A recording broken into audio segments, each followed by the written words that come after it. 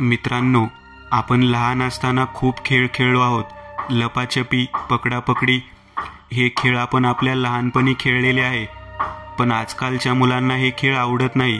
त्याचे खेळ हे मोबाईलमधले झाले आहेत. पण अजून काही मुलं आहेत जे काही वेगळेच खेळ खेळत आहेत, ज्या खेळामुळे काहीतरी भयानक दुसऱ्या जगातून ह्या जगात येत आहे. सदर कथा अशाच मुलांची आहे ज्यांनी त्यांच्या भयानक खेळामुळे कोणाला तरी आपल्या जगात येण्याचा प्रवेशद्वार उघडून दिला आहे. पाहूया काय झाले आहे. हे पहा मिस पॉल, केविन माझे चांगले मित्र होते म्हणून मी अजून शांत आहे. पण जर का मला पुढच्या 2 महिन्यामध्ये 5 महिन्याचं भाडं नाही मिळालं तर तुम्हाला हे घर खाली करावं लागेल. मागचे 3 आणि नंतरचे 2 असं मिळून मला 5 महिन्याचं भाडं हवं आहे. घर मालक जवळजवळ धमकी देऊन गेला होता. नोराला आता समजत नव्हतं की काय करायचं. दोन्ही मुले शाळेत गेली होती. नोराच्या पतीचे निधन होऊन काही महिने झाले होते. तिच्या घराचे भाडे थकले होते. शिवाय दुकानदार आणि इतर लोकांची कर्ज पण तिच्या डोक्यावर होती. ह्या सर्वातून मार्ग कसा काढायचा ह्याचा विचार करत असताना घरमालकाने तिला भाडे नाही दिले तर घर खाली करून घेईन अशी धमकी दिली होती. नोरा एक सिंगल आई, एकटी कुठे पुरी पडणार होती. तिने वर्तमानपत्रामध्ये नोकरीसाठी जाहिराती पाहिल्या, पण तिच्यासाठी योग्य अशी एकही जागा कुठे उपलब्ध नव्हती. काहीतरी करून लोकांची देणी द्यायची आहेत असा विचार करत असताना तिची नजर एका जाहिरातीवर पडली. ती जाहिरात होती प्लॅनचेट करून आपल्या मृत व्यक्तीसोबत बोला. नोराला प्लॅनचेट म्हणजे काय हे माहीत होते आणि त्यावेळी हा प्लॅनचेटचे खूप स्तोम माजले होते. लोक प्लॅनचेट करून आपल्या मृत सोकियांसोबत बोलत असत. नोराचा ह्या सर्वांवर विश्वास नव्हता, पण बातमी वाचून तिच्या डोक्यात एक कल्पना आली ज्यामुळे ती पैसे कमावू शकत होती. दुसऱ्याच दिवशी नोराने वृत्तमानपत्रामध्ये एक जाहिरात दिली. भूत, प्रेत, आत्मा आणि वशीकरण यांचा इलाज फक्त आमच्या येथे. अमेरिका देशात साधारण 1950 मध्ये प्लॅनचेट हे एक खेळ स्वरूपात पाहिला जात होता. अनेक लोक त्याचा एक खेळ मानून प्रयोग करत होते. काही जण नसलेले भूत तयार करून लोकांकडून पैसे घेत होते आणि आता तोच व्यवसाय करून नोराला पण पैसे कमवायचे होते. केविनने त्याच्यासाठी जे पैसे ठेवले होते त्या पैशातून तिने मुलांच्या शाळेची फी भरून घराची थोडी डागडुजी केली होती, पण ते त्या घरमालकाला दिसत नव्हतं. म्हणून नोराची जास्त चिडचिड होत होती. वृत्तपत्रातील जाहिरात वाचून एक जोडपं नोराकडे आलं. नमस्कार, मी डेनी आणि ही माझी बायको सुजेन. आमची 6 वर्षाची मुलगी अचानक वारली आणि आमच्या घरात काही विचित्र घटना घडू लागल्या. म्हणजे माझ्या मुलीचा आवाज मला येऊ लागला. ती तिची आवडती बाहुली मागत असते. हा आवाज रोज रात्री साधारण 12:30च्या जवळपास येतो आणि मग माझी पत्नी झोपेतून रडत उठते. मला यावर काहीतरी उपाय सांगा. डेनी त्याच्या पत्नीच्या हातात हात घेऊन तिला धीर देत म्हणाला. नोराने त्यांचं बोलणं समजून घेतलं आणि आपल्याला यातलं सर्व येतं हे दाखवण्यासाठी तिने प्लॅनचेट बोर्ड, लाकडाचा तो बोर्ड, विचारा तुम्हाला काय हवे ते. तुमची मुलगी माझ्या संपर्कामध्ये आहे. डेनीने घाबरत होकार दिला. पण प्रश्न हो किंवा नाही मध्ये असावे. नोरा पुन्हा एकदा म्हणाली. त्यावर डेनीच्या पत्नीने विचारले, तू ठीक आहेस ना? क्वाईनवर फक्त नोराचे बोट होते, म्हणजे तिला हवे ते उत्तर देऊ शकत होती. जसा प्रश्न आला तसे तिचं बोट असलेला क्वाईन होवर जातो. सुजेन रडायला सुरुवात करते आणि रडत विचारते, तुला आमची आठवण येते का? पुन्हा क्वाईन होकडे वळतो. नोरा मनातल्या मनात विचार करते, असा मी श्रीमंत आहे, आपल्याला हवे तेवढे पैसे घेता येतील. डेनी विचारतो, बाळा तुला काही हवे आहे का आमच्याकडून? तुला काही सांगायचे आहे का? त्यावर पुन्हा बोट होकडे वळलं. तुला काही हवे आहे का? डेनीने पुन्हा विचारलं. क्वाईन हळूहळू सरकू लागला आणि वरती जी इंग्रजी अक्षरे होती त्यावर फिरला आणि एक शब्द तयार झाला, डॉल. कारण नोराला आधीपासून माहीत होतं. ठीक आहे, मी तुला देतो, पण तू खुश राहा, डेनी रडत रडत म्हणाला. नोराने पुन्हा डोळे बंद केले आणि तोंडातल्या तोंडात पुटपुटू लागली. एक झटका लागल्यासारखा केले आणि डोळे उघडले. हे पहा, तुम्ही एक काम करा, आज रात्री 12:30ला तुमच्या मुलीचं शरीर जिथे दफन केलं आहे तिकडे जाऊन ती डॉल तिच्या प्रेतासोबत ठेवून पुन्हा गाडून टाका, म्हणजे ती पुढचा प्रवास सुरू करेल. ती तुमच्या दोघांना पण मिस करते आहे असं तिने मला सांगितलं. नोरा गंभीर आवाजात म्हणाली. डेनी आणि सुजेनला तिचं बोलणं पटलं. नोराने त्यांच्याकडून घराच्या 7 महिन्याचं भाडं देऊन तिच्या आणि तिच्या मुलांसाठी पैसे उरतील अशी किंमत सांगितली आणि त्यांनी काही काकू न करता तिला ती दिली. नोराची पहिली गिरायकाकडून उत्तम कमाई झाली होती. नोरा हा सर्व कारभार मुलं शाळेत असताना करायची, म्हणजे त्यांना यातलं काही सांगायची गरज पडली नसती. घरमालक थकलेले आणि आगाऊ भाडं पण घेऊन गेला. नोराला पैसे कसे कमवायचे हे समजले होते, पण ह्यातून काही वेगळे तर होणार नाही ना. नोराच्या कामाचा वेग वाढला होता आणि त्यातून कमाई पण चांगली होत होती. पण म्हणतात ना, एक ना एक दिवस फसवून केलेलं काम आणि कमाई कधीतरी उलटून आपल्यावरच येते. साधारण 1 महिना झाला असेल नोराला हा उद्योग करताना, पण तिने मुलांसमोर कधीच हे केलं नव्हतं. पण त्या दिवशी हेझल आणि लिझा दोघींना सुट्टी होती. नोराची दुपारची एक भेट होती, पण ते मुलांसमोर कसं करायचं, कारण काही झालं तरी तिची मुलं हेझल 10 तर लिझा 12 वर्षाची. त्यांना जर समजलं तर ते पण माझं अनुकरण करायचा प्रयत्न करतील याची भीती नोराला होती.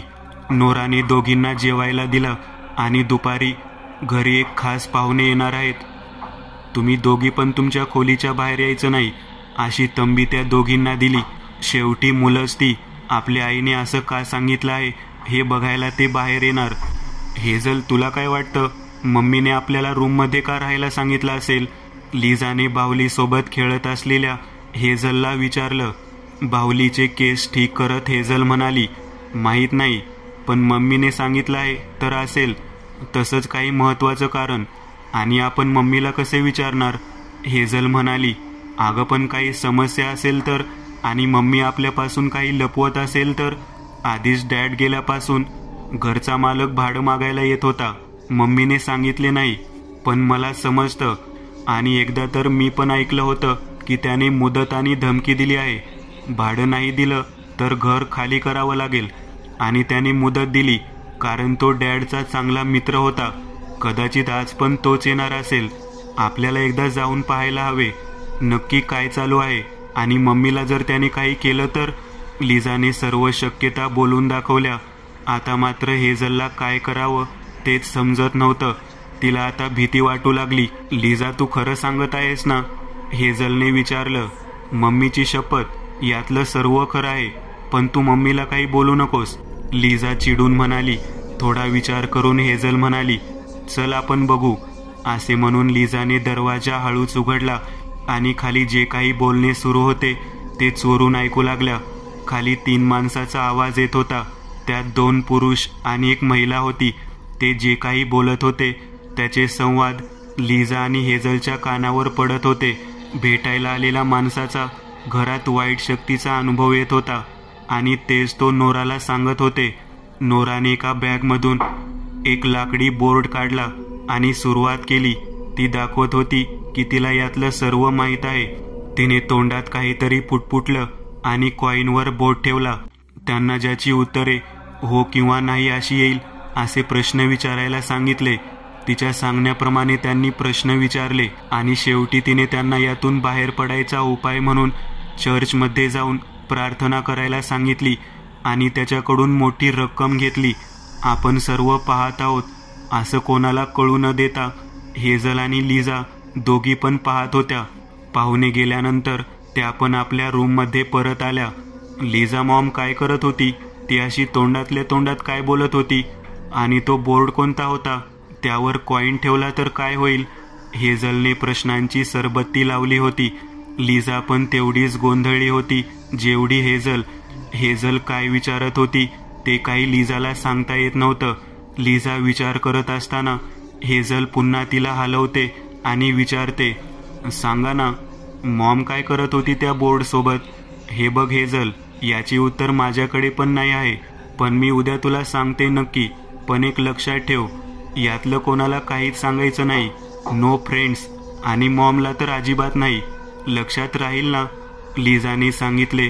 त्यावर हेझलने फक्त मान डोलावली. पण लिझा, असं केलं की पैसे मिळतात का? मग मी पण मोठी झाली की हेच करणार. म्हणजे मला पण खूप पैसे मिळतील, हेझल म्हणाली. त्यावर लिझा हसून म्हणाली, आधी शाळेचा अभ्यास पूर्ण कर, नाहीतर उद्या परत आउट ऑफ क्लास असशील. मी नाही करणार. मी आता थकले आहे आणि मला झोप येत आहे. मी संध्याकाळी करेन. आता मला झोपू दे माझ्या बाहुलीसोबत. बोलून हेझल झोपी गेली.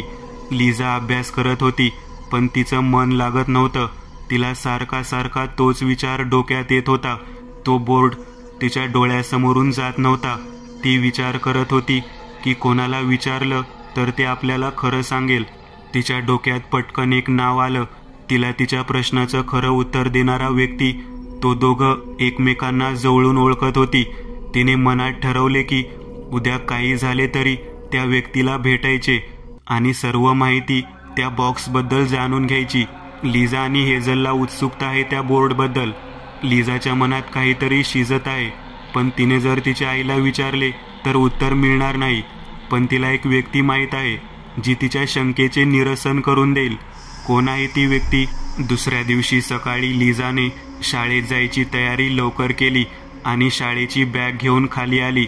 अरे लिझा, आज लवकर उठून तयारी पण केली, ते पण स्वतः. आज नक्की सूर्य पश्चिमेला उगवला तर नाही ना? नोरा लिझासाठी ब्रेकफास्ट तयार करत म्हणाली. नाही, आज सूर्य पूर्वेला उगवला आहे. पण मला गॅरी काकाकडे जायचं आहे. खूप दिवस त्याच्याकडे गेले नाही आणि ब्रेकफास्ट पण त्याच्याकडे करणार आहे. तू हेझलला रेडी कर. मी स्कूल बस येण्याआधी परत येते. आता मी जाते, नाहीतर मला ब्रेकफास्टला उशीर होईल. बाय मम्मी, मी तुला आफ्टरनूनमध्ये भेटते. बोलून लिझा दरवाजा बंद करून बाहेर पडली. बोलून पुढचे काही न ऐकता लिझा घरातून निघाली. गॅरी हा केविनचा जुना आणि चांगला मित्र होता. केविन गेला त्यानंतर नोरा आणि तिच्या मुलींना गॅरी आणि त्याची बायको म्हणजे टीनाने उभं राहायला मानसिक ताकद दिली होती. त्या दोघांना पण मुलं नाही म्हणून ते लिझा आणि हेझलचा स्वतःच्या मुलीप्रमाणे सांभाळ करत होते. आतापर्यंत त्या दोघांनी जी साथ दिली होती त्यावर नोरा खंबीरपणे उभी होती. नाहीतर केविनच्या अचानक जाण्यानंतर तर नोरा पूर्ण खचली होती. काही वेळ त्या दोघांनी नोराला आर्थिक मदत पण केली होती. गॅरीच्या घराची बेल वाजून लिझा दार उघडण्याची वाट पाहत उभी असते. टीना दरवाजा उघडते. Good morning aunty. लिझा टीनाला विश करते. अरे आज सकाळी सकाळी सर्व ठीक आहे ना? टीना थोड्या चिंतेने विचारते. हो आंटी, सर्व छान आहे. मी तुम्हाला आणि गॅरी काकांना भेटायला आली आहे. बोलत बोलत लिझा हॉलच्या दिशेने पुढे होते. तेवढ्यात टीना, कोण आला आहे विचारत गॅरी खाली येते. ओ, माझी लेक आली आहे का? आज काय काम काढले माझ्याकडे? हसून गॅरीने लिझाला विचारले. ये बस. नाश्ता केला का? टीनाने विचारलं. नाही, पण मला थोडं दूध आणि टोस्ट मिळाले तर माझ्या दिवसाची छान सुरुवात होईल, लिझा म्हणाली. तू बैस, मी घेऊन येते. बोलून टीना किचनमध्ये जाते. बोल, काय काम काढलं काकाकडे सकाळी सकाळी? आणि माझा पेढा हेझल कुठे आहे? ती का नाही आली? गॅरीने लिझाला विचारलं. काका ती उठली नव्हती. आता मम्मी तिची तयारी करेल, मग आम्ही दोघी शाळेत जाऊ. काका, मला काही विचारायचं होतं तुम्हाला, म्हणून मी सकाळी आले आहे, लिझा हाताची चुळबुळ करत म्हणाली. हो बोल ना. काही प्रॉब्लेम आहे का शाळेमध्ये? किंवा घरी मम्मी काही बोलली का? मी बोलू का मम्मीशी? गॅरी म्हणाला. तिची हाताची चुळबुळ बघून गॅरीला शंका आली की नक्की काहीतरी प्रॉब्लेम आहे. नाही काका, मम्मीला नका सांगू. आणि मम्मी किंवा शाळेत काही प्रॉब्लेम नाही. एक विचारायचं होतं, ते प्लॅनचेट बोर्डबद्दल तुम्हाला काही माहीत आहे का? लिझाने नजर खाली ठेवत विचारलं. का ग, तुला का हवी आहे त्याबद्दल माहिती? गॅरीने संशयित स्वरात विचारलं. नाही, असं काही नाही. काल मी सिनेमा पाहत होते, त्यामध्ये त्याचा उपयोग दाखवत होते. पण मम्मी आली आणि तिने टीव्ही बंद केला आणि मी विचारलं तर म्हणाली, तुझे लक्ष सध्या अभ्यासात हवे. तेव्हापासून मनात शंका होती, हे काय आहे आणि याचा उपयोग काय? मनातली सर्व शंका तिने गॅरीला विचारली. गॅरीने तिचं बोलणं विचारपूर्वक ऐकून घेतलं आणि मग जोरात हसला आणि म्हणाला, तू लहान आहेस. तुझी मम्मी बरोबर बोलली. तुला काही गरज नाही या सर्वांची. गॅरी तिच्या हातात हात देत म्हणाला, तुम्ही पण मम्मीसारखे आहेत. मी आता मोठी झाली आहे. माझ्या शंका कोणीच समजून घेत नाही. सर्व मला लहान समजतात. लिझा रागात म्हणाली आणि बॅग घेऊन जायला निघाली. तेवढ्यात टीना आली. अरे काय झालं, नाश्ता तरी करून जा. टीना म्हणाली, नको मला, काकाला द्या, मला नको काहीच. बोलून लिझा रागात दरवाजाच्या दिशेने जाऊ लागली. लिझा थांब, काय झालं मला सांग, मी बोलते गॅरीशी. टीनाने विचारलं. मी काकाला काहीतरी विचारलं पण त्याने नाही सांगितलं. तो पण मम्मीसारखा मला लहान समजत आहे. लिझा आत येत म्हणाली, थांब मी बोलते गॅरीसोबत. गॅरी तुला लिझाने काय विचारलं आणि तू तिला काय सांगितलं नाही? टीनाने गॅरीकडे रागात पाहत विचारलं. लिझा तू नाश्ता कर, गॅरी काका सांगेल तुला, मी प्रॉमिस करते. टीना लिझाला ब्रेकफास्टची प्लेट देत म्हणाली. टीना तुला माहीत आहे का तिला काय विचारलं आहे? गॅरीने टीनाला विचारलं. ते मला काही माहीत नाही. माझ्या लेकीने विचारलं आहे आणि तू तिला उत्तर द्यावं असं मला वाटतं. टीना लिझाच्या डोक्यावर हात फिरवत म्हणाली, ठीक आहे, पण लिझा प्रॉमिस, जे मी तुला सांगतो आहे ते तू करायचं नाही ना कोणाला सांगायचं. प्रॉमिस? गॅरी हात पुढे करत म्हणाला.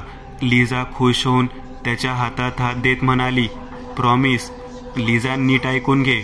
एक बोर्ड ज्यावर 1 ते 10 नंबर असतात वरती आणि A to Z अक्षर असतात, त्यासोबत डावीकडे नो आणि उजवीकडे यस असं लिहिलं असतं. त्यावर एक कॉईन ठेवायचा आणि डोळे बंद करून आपल्याला ज्याची आत्मा बोलवायची आहे त्याचं नाव घ्यायचं. ती आत्मा आली कसं ओळखायचं? तर हे सर्व करून झालं की मेणबत्ती फडफड करून विझून जाते. मग समजून जायचं की आत्मा आला. मग तुम्ही त्याला हवे ते प्रश्न विचारू शकता आणि तुमचे सर्व विचारून झाले की तुम्ही तिला गुड बाय करायचे. झालं, मला पण एवढंच माहीत आहे. आता जसं की तू प्रॉमिस केला आहे ना, हे तू करायचं ना कोणाला सांगायचं. गॅरी लिझाकडे पाहत म्हणाला, पण काका तुला एवढे सर्व कसे ठाऊक? लिझाने विचारलेल्या प्रश्नावर गॅरीकडे काहीच उत्तर नव्हते. हे बघ लिझा, जसे तू मला विचारायला आली होती तसे मी पण एका माणसाला विचारले होते आणि त्याने मला हे सर्व सांगितले. गॅरी लिझाकडे पाहत म्हणाला, ठीक आहे, थँक्यू आंटी. आज तुम्ही नसता तर काकाने मला काही सांगितले नसते. लिझा टीनाला मिठी मारून म्हणाली, वा, हे बरं आहे, म्हणजे सांगणार मी. आणि थँक्यू फक्त आंटीला. चला मला एक पप्पी दे आणि शाळेत जा. अभ्यासात लक्ष दे आणि जे सांगितलं आहे ते विसरून जा. गॅरी लिझाला म्हणाला, ठीक आहे, मी विसरेल, पण आपले काय बोलणे झाले होते? लिझा दरवाजा उघडत म्हणाली, सावकाश जा आणि काळजी घे आणि काही उद्योग करून पाहू नको. मागून टीना ओरडत म्हणाली. लिझाकडे आता त्या बोर्डबद्दल बरीच माहिती होती. ती घराजवळ आली. हेझल तयार होती. तिने तिची आणि हेझलची बॅग घेतली आणि बस पकडली. लिझा तुला समजलं का मम्मी काय करते ते? तू त्यासाठीच गॅरी काकाकडे गेली होती ना? हेझलने बस सुरू झाल्या झाल्या विचारलं. त्यावर तिने फक्त होकारमध्ये मान हलवली. पण लक्षात ठेव, ही गोष्ट कोणाला सांगायची नाही, माहीत आहे ना? लिझाने विचारलं. त्यावर मानेनेच हेझलने होकार दिला. पूर्ण दिवस शाळेत लिझाचं मन लागत नव्हतं. तिच्या डोक्यात फक्त प्लॅनचेटचा विचार सुरू होता. त्या विचारातच ती शाळेतून घरी आली. कसा गेला आजचा दिवस? नोराने विचारलं. त्यावर लिझाने छान एवढं उत्तर दिलं आणि हेझलने दिवसभर शाळेत जे काही केलं ते सर्व नोराला सांगितलं. शाळेत तिचं तिच्या क्लासमेटसोबत झालेले भांडण पण सांगितलं. हेझल, असं भांडण नाही करायचं. Forgive is best. चला आता जेवून घ्या आणि अभ्यासाला बसा, नोरा म्हणाली. पण तिला लिझाचे हे वागणे थोडे खटकले होते. लिझा आधी अशी कधी वागली नव्हती. कदाचित वयात येत असताना जे बदल होतात तेच होत असतील असे समजून नोराने जास्त विचार केला नाही. लिझाचे मन अजून कशातच लागत नव्हते. तिच्या डोक्यात फक्त तोच बोर्ड आणि त्याचा वापर याचा विचार येत होता. विचार करत असताना मध्येच हेझलने विचारले, लिझा काय समजलं तुला त्या बोर्डबद्दल? मला पण सांग ना. हेझलच्या आवाजाने लिझाची तंद्री भंग पावली. हे बघ हेझल, मला जे समजलं आहे ते विचित्र आहे, पण त्याने आपण फायदा करून घेऊ शकतो. असा वापर करायचा आणि काय उपयोग करायचा ते मी वेळ आली की सांगते, लिझा म्हणाली. संध्याकाळ तशी नॉर्मल गेली, पण लिझा अजूनही विचारात होती. तिचे मन कशात लागत नव्हते. तिच्यामधला हा बदल नोराच्या लक्षात आला होता. पण मुलगी वयात येते आहे आणि तसं काही गंभीर असेल तर मला नक्की सांगेल. जेवताना तरी पण नोराने विचारलं, लिझा काही प्रॉब्लेम आहे का? शाळेतून आल्यापासून बघत आहे तुझं कशातच लक्ष नाही. जेवण पण तू जेवत नाही, फक्त बघतेस. काही झालं आहे का शाळेत? असेल तर सांग मला, मी तुझी मैत्रीण समजून सांग. नोरा लिझाकडे पाहत म्हणाली, मॉम, मला डॅडची खूप आठवण येते आहे. आज जर ते असते तर आपल्यासोबत जेवायला बसले असते, माझ्याशी गप्पा मारल्या असत्या. जेवून आम्ही बाहेर शतपावली करायला गेलो असतो. मॉम, मी डॅडला खूप मिस करते आहे. एवढे बोलून एकदम लिझा रडायला लागते. हेझलला काय चालू आहे ते समजत नाही. ती कधी लिझा तर कधी नोराकडे पाहत जेवत असते. नोरा जागेवरून उठून लिझाजवळ जाते आणि तिला कुशीत घेते. हे बघ लिझा, जे झालं ते आपण बदलू शकत नाही. आणि तुला कोणी सांगितलं डॅड आपल्यासोबत नाही म्हणून? ते आहे आपल्यासोबतच, आपल्याला पाहत आहे. आणि जर तू रडलीस तर डॅडला आवडणार नाही. असं रडू नको. डोळे पुस बघू. लिझाचे डोळे पुसत नोरा म्हणाली, मॉम, डॅड खरंच आपल्याला पाहत आहेत. ते इकडे आहेत. मग त्यांना सांग ना, मी पण त्यांना मिस करते आहे. हेझल नोराजवळ येत म्हणाली, ठीक आहे, सांगते हां. आता तुम्ही दोघी पण शहाण्या मुलीसारखा अभ्यास करा आणि झोपा. उद्या शाळेला सुट्टी आहे, पण मला एका ठिकाणी जायचं आहे, टीना आंटीसोबत. मला यायला उद्या उशीर होईल. जेवण तयार असेल. फक्त लिझा, तू ओव्हनमध्ये गरम करून घे. आणि मस्ती नाही, घर सोडून जायचं नाही. मी आल्याशिवाय दरवाजा उघडायचा नाही. राहील ना लक्षात? नोराने भांडी उचलून ठेवत विचारले.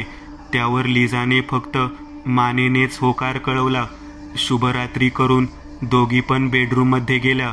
हेझल, उद्या मॉम नाही आहे.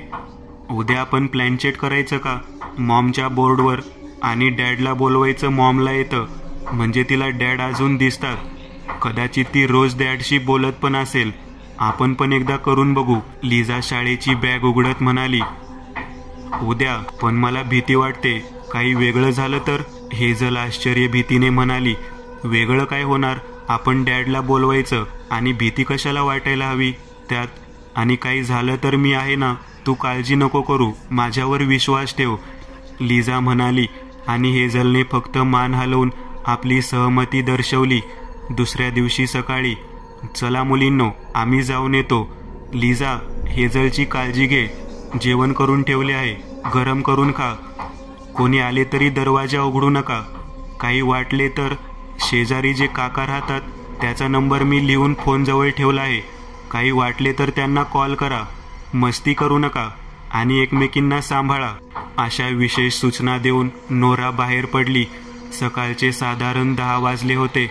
लिझा आणि हेझलने ब्रेकफास्ट केला आणि मम्मीच्या रूममध्ये गेल्या. लिझा, तुला खरं वाटतं का की आपण डॅडशी बोलू शकू? हेझलने उत्सुकतेने विचारलं. हो, आणि नाही बोललो तरी आपल्याला समजेल ना हे खरंच काम करतं का ते? लिझा एका चामड्याच्या बॅगमध्ये हात घालत म्हणाली. तिचा हात कशाला तरी धडकला. तिने ते बाहेर काढले तर तोच बोर्ड होता, तसाच जसा गॅरी काकाने सांगितला होता. लिझाने तो हेझलला दाखवला आणि आपल्या रूममध्ये घेऊन जाऊन उघडला. हे काय आहे? नुसते अंक आणि अल्फाबेट्स, यस नो, यावर काय करायचं? हेझलने तोंड वाकडं करत विचारलं. हा तोच बोर्ड आहे, आपल्या डॅडशी बोलायचा. लिझाने पुन्हा बॅगमध्ये हात घालत म्हणाली. पण हा चालवायचा कसा? हेझलने पुन्हा विचारलं. ते मी तुला सांगते, पण हे कोणाला समजलं नाही पाहिजे. लिझा कॉईन काढत म्हणाली. पण मम्मी येण्याआधी तो परत जागेवर गेला पाहिजे. तिला काही सांगायचं नाही, नाहीतर आपली होईल बिना पाण्याची. हेझल हसत म्हणाली. लिझाने सर्व दरवाजे आणि खिडकी बंद केल्या. हेझलला एक मेणबत्ती घेऊन यायला सांगितलं. तोपर्यंत लिझाने बोर्ड ओपन केला आणि त्याच्या मधोमध तो कॉईन ठेवला. हेझल मेणबत्ती घेऊन आली. हे बघ, आता इथे जे काही होईल ते मम्मीला सांगायचं नाही, लक्षात ठेव. अगदी काही झालं तरी पण, नाहीतर मम्मी आपल्याला पुन्हा कधीच डॅड सोबत बोलू देणार नाही, लिझा समजाविण्याच्या स्वरात म्हणाली. त्यावर हेझलने फक्त मानेनेच होकार दिला. लिझा, मला भीती वाटत आहे. काही विचित्र तर नाही होणार ना? हेझलने घाबरत विचारले. मी माझी बाहुली पण घेऊ का सोबत, म्हणजे भीती कमी वाटेल? हेझल बाहुली हातात घेत म्हणाली. ठीक आहे, पण एक लक्षात ठेव, काही झालं तरी कॉईनवरून हात काढू नको.